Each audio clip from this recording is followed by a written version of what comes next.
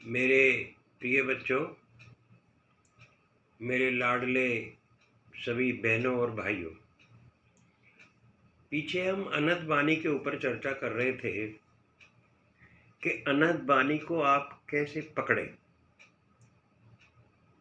उसको सुनने का प्रयास आप कैसे करें। क्योंकि ये अगर एक बार आपके हाथ लग गई, आप अगर इसे एक बार सुन पाए तो फिर बहुत आसान हो जाती है। लेकिन ये बात का ध्यान रखें, अगर मान लिया आप इसको पकड़ लेते हैं,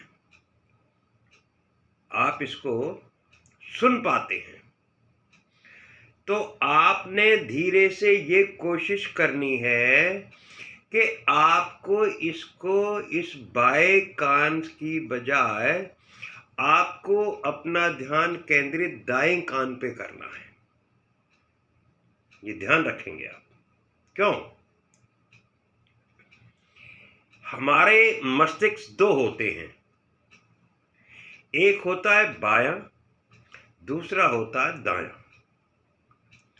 हमारा जो लेफ्ट हैंड साइड का जो ब्रेन होता है ये शरारती है और भौतिक दृष्टि से या संसारी दृष्टि से ये बहुत चंचल होता है।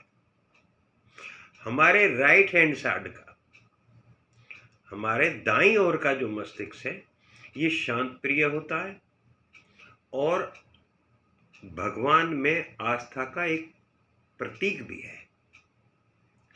ये भगवान भजन में ज़्यादा लीन होने का प्रयास करता है। कोई अगर भगवान से जुड़ी या इस संसार से जुड़ी कोई जो बात होगी, उसमें से जो तत्व निकलेगा, जो जीस्ट निकलेगा, उसको जो भगवान के हित में होगा उसको ये जल्दी पकड़ेगा।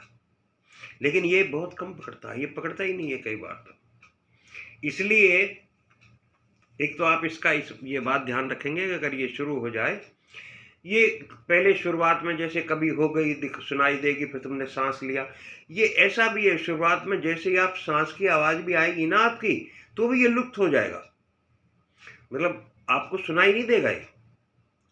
लेकिन जब गति पकड़ जाएगा तो आपके लिए बहुत आसान भी हो जाएगा। लेकिन इसको दाईं तरफ लाना है, फिर आप इसको दाईं तरफ लाएंगे और जब दाईं तरफ आप इसको ले आएंगे तो ये फिर आपके भजन में भी, आपके ध्यान में भी, आपके हर चीज में आपको गति पकड़ाएगा। अब एक चीज और भी है इसमें, एक चीज और आप जोड़ सकते हैं। कई बार क्या होता है, मैं अपने बारे में ही बता रहा हूं, ये बहुत, मैं जब 6ठी या 7वीं क्लास में पढ़ता था, एक बार क्या हुआ, गांव में होली होती थी और होलियों में मैं गुस्से में घर से, और सब सुनने के लिए गए, मैं गुस्से में घर से नहीं गया। पता नहीं किसी बात पे कोई तू मैं हो गई थी, मैं नहीं गया। तो मेरे से कहने लगे कि आप रुक जाओगे यहाँ पे। मैं कहा हाँ मैं रुक जाऊंगा। कहने लगा तू नहीं रुक पाएगा, तू डरेगा। और थी भी सच, ये सच भी था कि मैं बहुत डरपोक था, लेकिन मैं रुक गया, गुस्से में मैं रुक गया। लेकिन मुझे डर लगना शुरू हो गया। थोड़ी देर के बाद ही मुझे डर सा लगना शुरू हो गया और मैं भयभीत सा हो गया।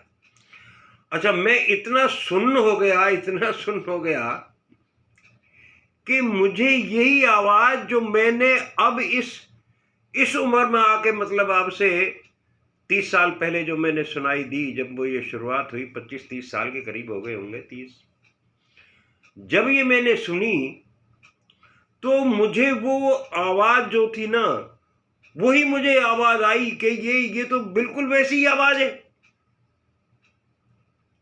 तो अब मेरे दिमाग में ये बात आती है कि जब आपका दिमाग शून्य हो जाता है और किसी एक चीज पे केंद्रित हो जाते हो, ये कई बार डर के माहौल में भी अपने आप सुनना शुरू हो जाता है। मान लिया आप डर गए हैं, अकेले हैं और शांत बैठे हुए हैं, बिल्कुल चुप, तो ये आवाज आपको ऑटोमेटिकली आनी शुरू हो सकती है। क्योंकि मैं उस बात से अंदाजा लगा रहा हूं कि ये वही आवाज थी। तो इसलिए ये कई बार अगर आपको ऐसे भी सुनाई देना तो भी आप समझना कि आप शून्य पे पहुंच गए हो, आप मतलब एक अच्छी अवस्था को प्राप्त कर गए हो, बशर्ते कि ऐसा हो जाए। लेकिन फिर भी इसको पकड़ने का प्रयास आप करते रहेंगे, इसमें प्रयासरत रहेंगे। इसके बाद यहां से आगे अब आपका ज्ञान योग, ध्यान योग, कर्म योग, आपका उतार चढ़ाव, गुरु की आवश्यकता, ये सारी चीजें अब आपकी आगे जरूरत पड़ेंगी कि, और क्यों पड़ेंगी ये हम आगे समझेंगे अगले चैप्टर में, अगले उसमें। तब तक के लिए भारत माता की जय। जय हिंद की सेना। राधे राधे।